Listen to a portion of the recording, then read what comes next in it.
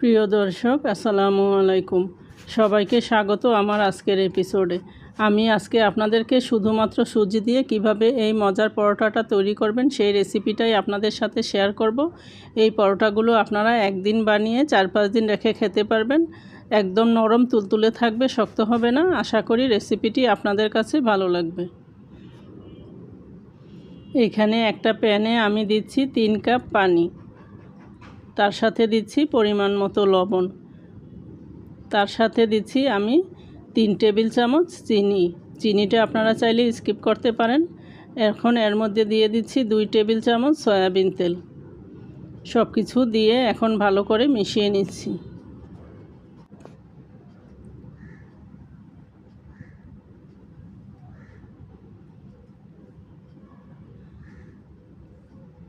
পানিটা ভালো করে ফুটে উঠলে এর মধ্যে আমি এখানে দিব 1.5 কাপ সুজি।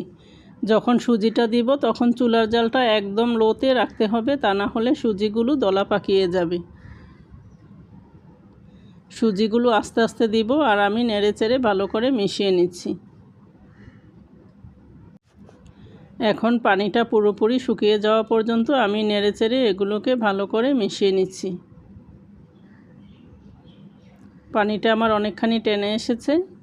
এখন আর একটু নেড়েচেড়ে আমি এগুলোকে উঠিয়ে নিব।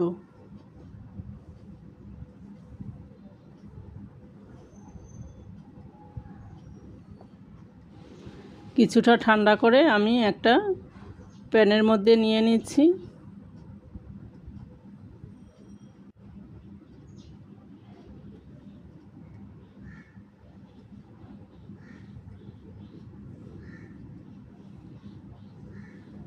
আপনাদের কাছে যদি ডোটা নরম মনে হয় তাহলে এখানে কিছু আটা বা ময়দা অ্যাড করে দিতে পারেন।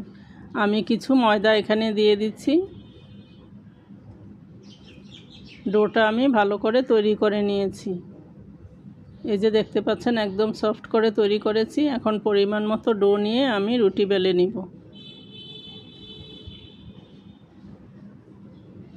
উপরে কিছু ময়দা ছিটিয়ে আমি রুটিটাকে বেলে নিচ্ছি। এই যে দেখতে পাচ্ছেন একটা তৈরি করে নিয়েছি, চারপাশ দিয়ে আঁকা বাঁকা হয়ে আছে। কোনো সমস্যা নেই, আমি একটা বাটি দিয়ে এভাবে কেটে নিব, তাহলেই রুটিটা একদম সমানভাবে তৈরি হবে।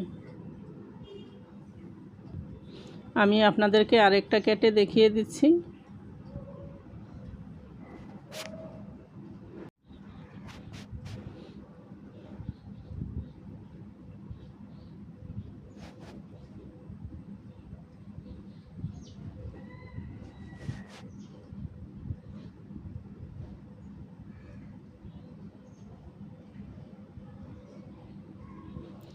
আপনারা চাইলে এভাবেও পরোটাগুলিকে ভেজে নিতে পারেন, কোনো সমস্যা নেই। আমি একটু সুন্দর দেখানোর জন্য রুটিগুলোকে গোল করে কেটে নিয়েছি। এখানে একটা ফ্রাই প্যান গরম করে এর মধ্যে আমি রুটিটা দিয়ে দিয়েছি। এক পাশ হয়ে গেলে আমি এখন এর মধ্যে কিছু তেল দিয়ে দিব।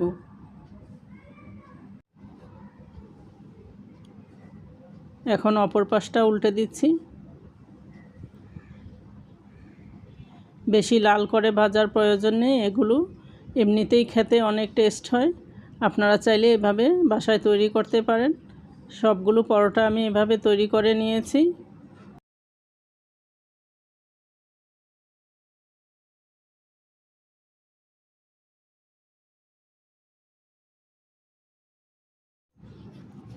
এইভাবে পরোটাগুলো তৈরি করে আপনারা কয়েকদিন রেখে খেতে পারবেন। সকালে বা বিকালে এগুলো নাস্তা হিসেবে আপনারা খেতে পারেন, অথবা অতিথি আপ্যায়নে সার্ভ করতে পারেন। এভাবে পরোটাগুলি তৈরি করে দেখবেন, খুবই মজার একটা রেসিপি। আশা করি আপনাদের সবার কাছে ভালো লেগেছে। সবাই ভালো থাকবেন। আল্লাহ হাফেজ।